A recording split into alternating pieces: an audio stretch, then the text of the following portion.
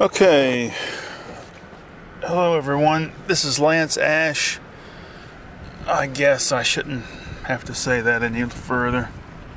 Alright, we are heading to work after a 3-day weekend. Very productive. Got to meet my daughter's boyfriend on Saturday. Surprise drop-in visit. So that was interesting. Well, big news. We got our son a Subaru. So now we are a 2 Subaru family. He's got an Outback 2018. And it's a really, really nice car. He's going to be paying for it, but we're the ones who got the loan for it. Anyway, trying to think what else has happened. My sister made us another cake to replace the one that was stolen.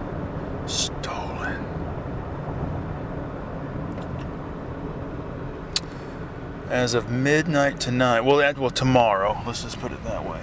Tomorrow, I'll reach my 20th sobriety anniversary. 20 years without a drink. What do you think about that?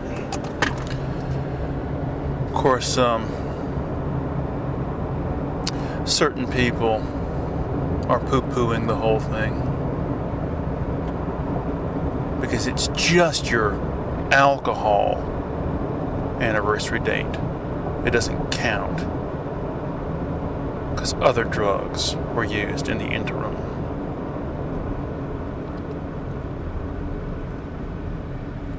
Other people really, I don't know. Anyway, now that my wife will be using the Outback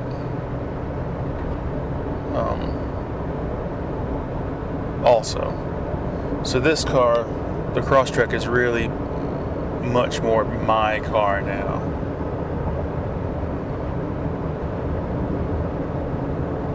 I'm trying to think.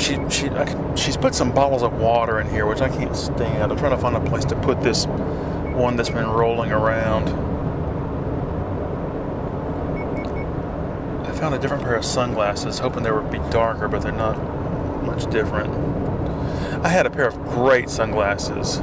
They were dollar store sunglasses that I bought years ago, and I lost them in the wreck I had 3 years ago.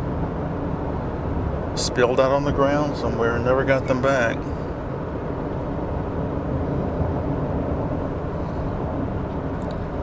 Let's see what else has happened. I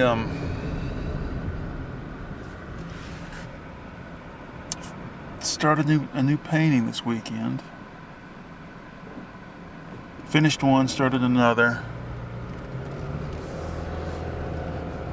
Pretty much got all my ducks in a row. Now I just have to follow through.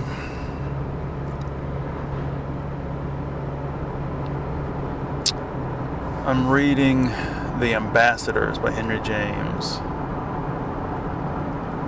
And his writing style is so convoluted. I think that there's a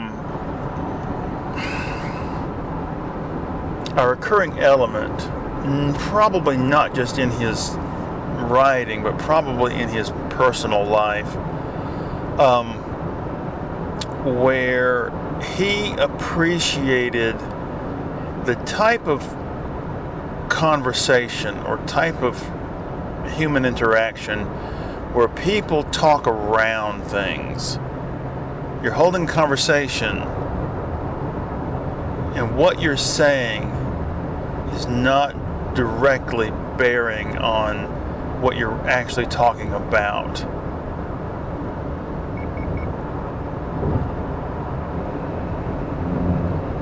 And it's sort of irritating.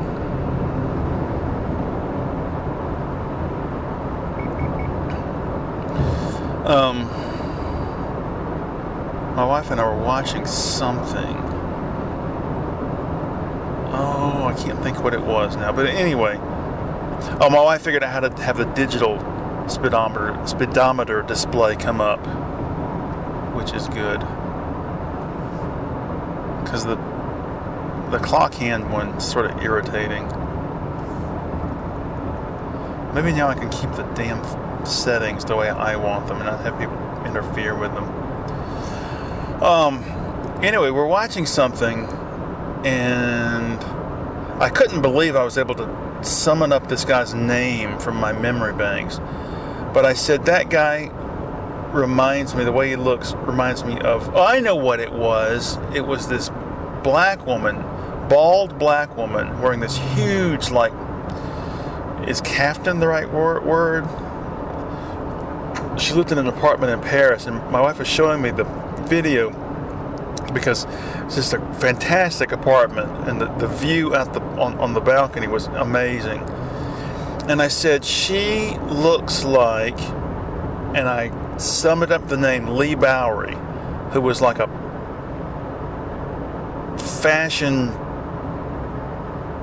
person. I don't know if he was actually a designer or not, but he was a character.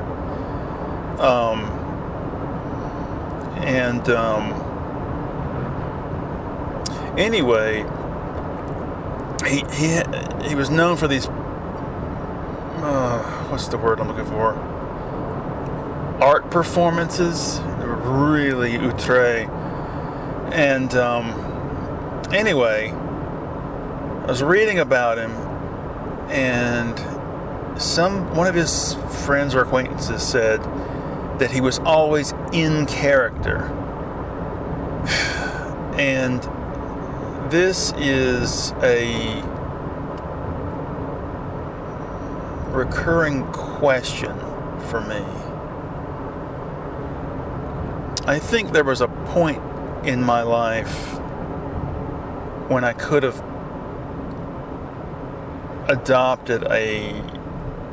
created a persona, another persona for myself, and pursued it. Certainly when I created the whole Toadskabode thing, that was a way of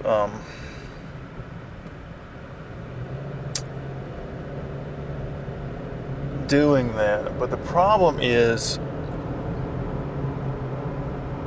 where do you draw the line between who you really are and the character, or when you're supposed to do it, when you're supposed to slip into character?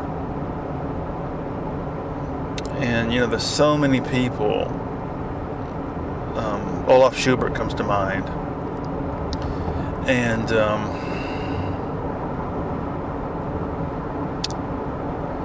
who you just can't conceive of being out of that character.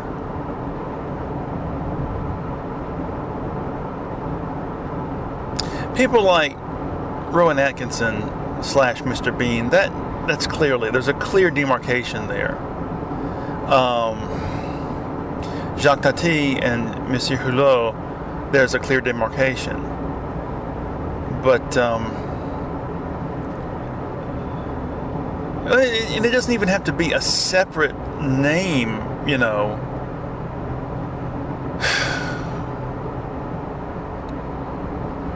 I just can't.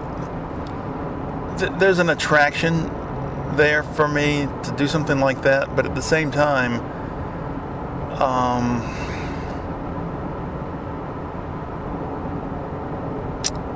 I think it's like being brutally honest. There are people like this. Trump is a prime example. People who can never, ever be self-deprecating, ever. Everything has to be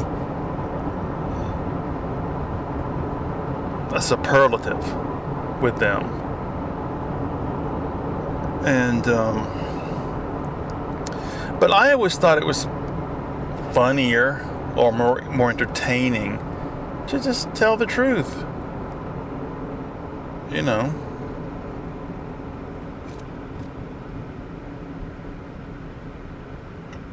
My mother feels that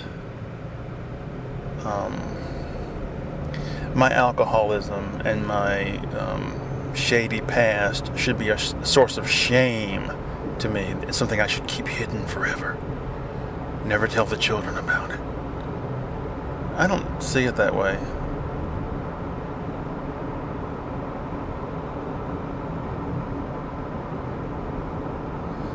Lots of stuff about myself I wish I could just blab. But I have certain family members I can't embarrass.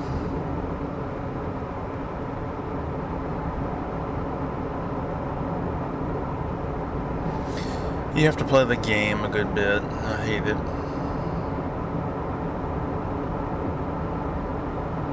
That's one of the reasons I never really cared about moving ahead. Number one, moving ahead within the company that I'm in, the post office. And number two, having a career, so to speak. Because there's all this play the game shit. Put on a show. Kiss somebody's ass. Participate in after hours socializing so you can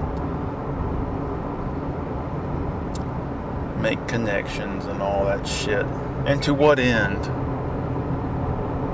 It's one of the reasons my career as an artist has gone nowhere financially. It's because number one, I don't have time for that. I don't have time to market the work. I just don't have time to meet people, to schmooze. And on the other, I'm not interested in it. The couple of times that I have done stuff like that, met people and tried to get them to help me with my career, I always felt so embarrassed afterwards. Felt like either I said too much or too little, or made a fool out of myself, or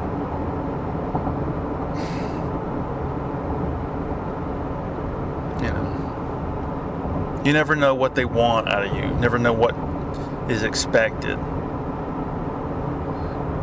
I'm not going to lie and say that I'm better than I really am when I'm talking to somebody. And that's expected, I think, a lot of the time. That's one of the things I hated about meeting other guitar players.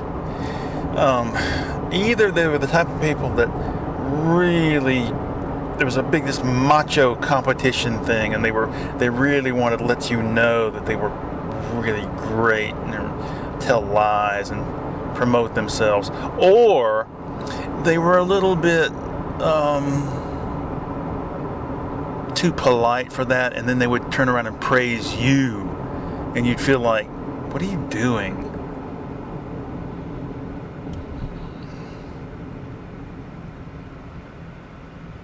I went for this sort of informal audition one time.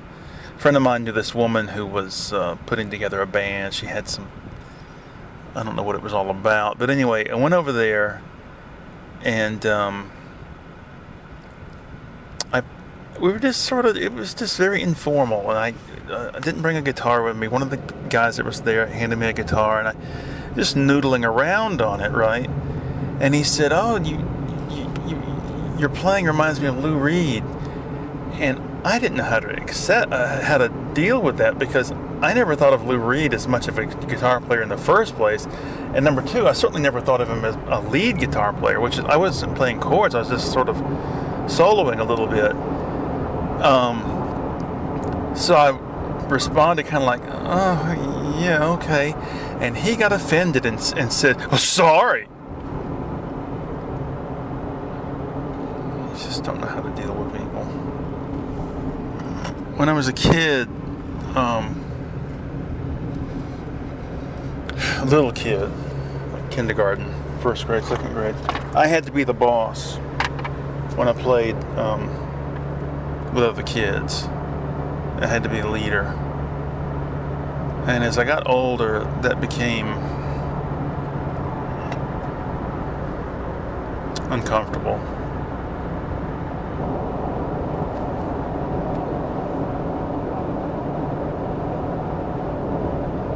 figure this damn car out. I guess I should set it at 65. There we go. There's something rattling around in here I gotta find. Get rid of it.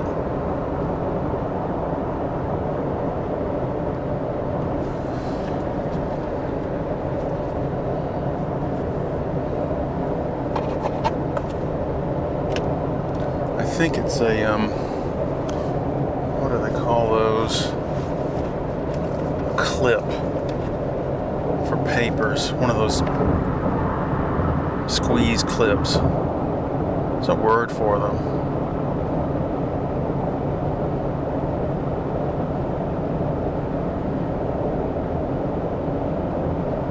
I'm always shocked when people put up with me. It's not that when I show people what I do, all the stuff I do, I'm not doing it to brag or boast. I'm just doing it as entertainment. And plus, it's an opportunity to go, yeah, this is what I do. This is, I'm starved for attention, sure, but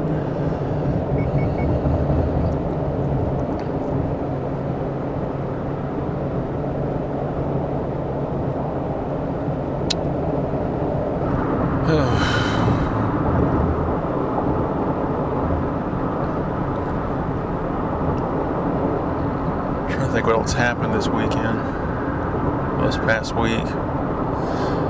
I'm so tired of that job. So tired of it. Such a meaningless waste. And it just gets worse and worse and worse and worse.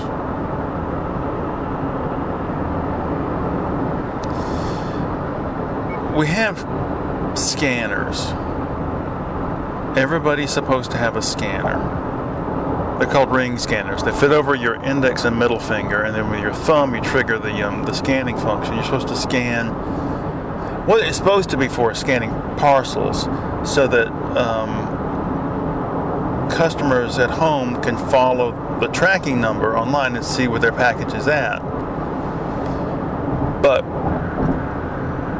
upper management has expanded the scanning function to scan anything and everything. Scan as many things as possible, because then your numbers, not your personal numbers, that's irrelevant, but the numbers of the facility go up, so that it's a feather in their cap. And so not enough people have been scanning, right? This is a constant thing. For one of the reasons I hate scanning is because by having the scanner on that hand means I'm incapacitated. I can't pick up heavy boxes with that thing on my hand. I can't manipulate objects and packages and things. But anyway, this has got to be such a big deal. They're trying to figure out why aren't we getting enough scans? Why aren't enough people using the scanners? What's the problem? Oh, I see. Maybe the scanners are outdated, so they spent all this money on these brand new scanners. But here's the twist, though. We're gonna assign a particular scanner to a particular employee, and that is that employee's scanner. And we're gonna make sure they keep up with them by installing these expensive lockers. They're going to issue you a key. You're going to keep your scanner in the locker. You got to keep up with this key. If you lose the key, it's $25, and blah blah blah blah blah blah blah. And it's still not going to achieve the results they want. It's just not.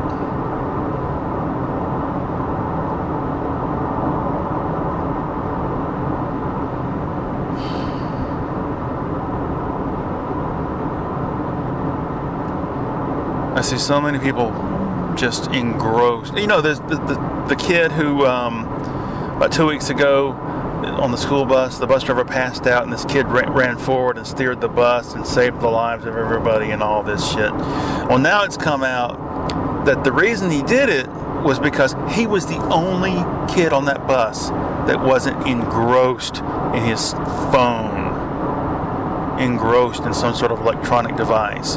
Only one that was able to have the wherewithal to see what was happening. Same thing at the post office. Every single person is absorbed either directly in the phone or has plugs in his ears so that he's in communication with someone or being entertained.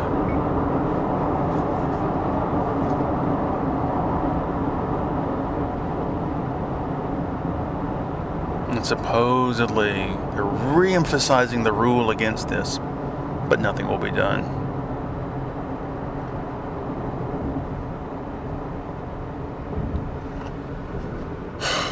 What time we got here? All right, folks. The photograph accompanying this video, or that is the visual element of this video, was taken approximately October 1984, which means I'm on the cusp of turning 15. It shows a group of people. I'm one of them, and this was taken at a steakhouse after an away football game. I was on the team. Everybody in that picture was on the team. And it was a tradition that if we traveled to an away game, we always ate at a steakhouse on the way home.